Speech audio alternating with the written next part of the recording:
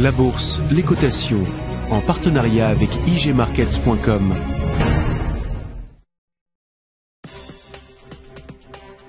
Bonjour et bienvenue dans votre espace de formation à l'analyse technique. La leçon numéro 15 poursuit la présentation des principaux indicateurs que l'on peut rencontrer lors de l'utilisation de l'analyse chartiste. La lumière sera cette fois faite sur les indicateurs de tendance.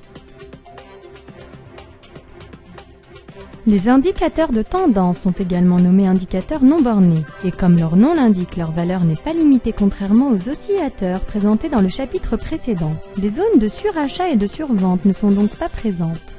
Le plus grand avantage que ces indicateurs présentent est qu'ils peuvent nous fournir des signaux de retournement significatifs dans un marché directionnel. On retrouve également la notion de divergence sur ce type d'indicateur. L'indicateur en lui-même peut suivre une tendance. Pour finir, les plus simples d'entre eux sont le momentum et le rate of change. Le concept de momentum représente l'application la plus basique d'une analyse effectuée grâce à des indicateurs non bornés. Il se mesure en prenant continuellement les différences de prix existant sur un intervalle de temps fixe. En pointant donc les écarts de prix sur une durée de temps prédéterminée, l'investisseur étudie le taux de hausse ou de baisse des prix. Quand le marché est en pleine accélération haussière, le momentum devient nettement positif et inversement en cas d'accélération baissière.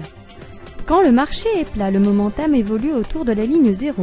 Enfin, quand le marché commence à s'essouffler et qu'il a fini sa phase d'accélération, le momentum commence à baisser. Le momentum ne présente pas de zone de surachat ou de survente. On parlera de zone de tension qui reste difficile à apprécier du fait que l'indicateur n'est pas borné. Le momentum donne également des signaux de divergence. En fin de mouvement haussier, le momentum va de plus en plus se rapprocher du zéro et commencera à former une nouvelle tendance baissière marquant une divergence avec les cours. La moyenne mobile est de tous les indicateurs techniques l'un des plus largement utilisés. En effet, la manière de le construire et la facilité avec laquelle on peut le quantifier et le tester font qu'il est l'élément de base d'un grand nombre de systèmes de suivi de tendance. La moyenne mobile est, comme l'implique le premier mot, la moyenne d'un certain groupe de données. Ce groupe est le plus couramment constitué de 20, 50, 100 ou 200 jours, et ce sont les cours de clôture qui seront utilisés. Le terme mobile est utilisé ici parce que seules les dernières données de prix sont utilisées dans le calcul. Par conséquent, le groupe de données dont on calcule la moyenne est repoussé d'une journée avec chaque nouvelle séance. La moyenne mobile est un outil de lissage en établissant la moyenne des prix. On produit une ligne plus lisse, permettant de déceler plus facilement la tendance sous-jacente. Cet indicateur de tendance ne fait que suivre ou réagir aux variations de cours. Elle suit le marché et nous indique une tendance à débuter, mais uniquement après coup. La méthode de la moyenne mobile simple permet de donner des signaux. Quand le cours de clôture passe au-dessus de la moyenne mobile, un signal d'achat est généré. Un signal de vente est donné quand les prix passent en dessous de la moyenne mobile. Le croisement des moyennes mobiles est une manière simple d'obtenir des signaux d'achat ou de vente. Un signal d'achat est lancé quand la moyenne mobile la plus courte, dans notre exemple celle à 20 jours, passe au-dessus de la plus longue, celle à 50 jours. On parlera alors de croisement haussier. A l'inverse, un signal de vente est défini lorsque la moyenne la plus courte passe en dessous de la plus longue. Ce croisement sera alors baissier. Cette technique, qui consiste à utiliser conjointement deux moyennes mobiles, retardera un peu l'apparition des signaux, mais générera moins de faux signaux que la méthode de la moyenne mobile simple. L'indicateur Moving Average, convergence-divergence ou simplement le MACD, a été mis au point par Gérard Appel. Cet indicateur est constitué de deux lignes. La première, appelée ligne de MACD, est la plus rapide. Elle représente la différence entre deux moyennes mobiles exponentielles de périodes différentes. On emploie couramment les périodes de 12 et 26 jours. La deuxième ligne, appelée ligne de signal, correspond à la moyenne mobile exponentielle à 9 unités de temps de la ligne de MACD. Les véritables signaux d'achat et de vente sont donnés quand les deux lignes se croisent. Un croisement par la ligne de MACD au-dessus de la ligne de signal est une alerte d'achat. Un croisement par la ligne de MACD en dessous de la ligne de signal est une alerte de vente.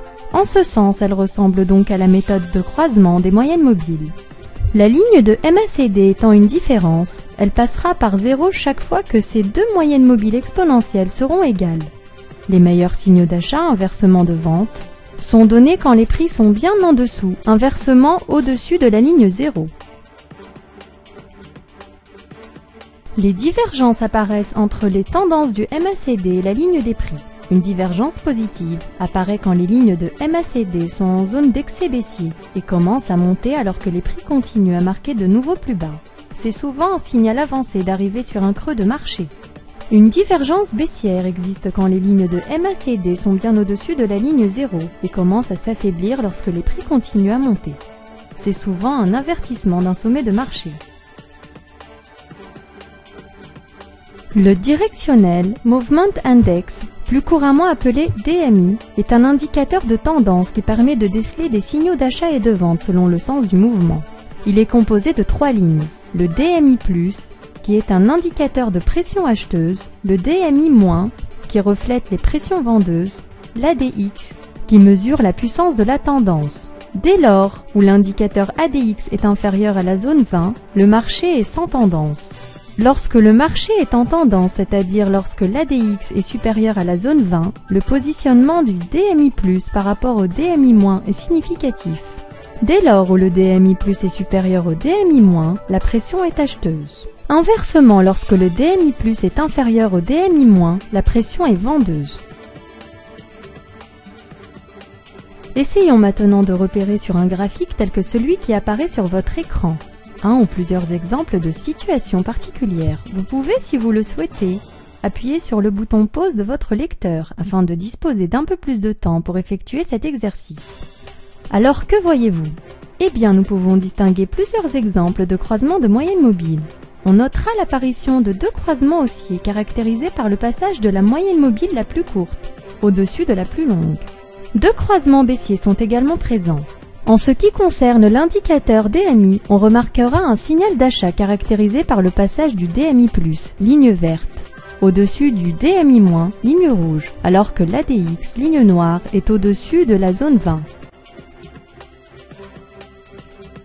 Les principaux points abordés lors de cette formation audiovisuelle sont: le momentum a pour objectif de donner une mesure de la vitesse d'évolution des cours sur un laps de temps donné. Que les moyennes mobiles donnent le sens de la tendance mais avec un décalage.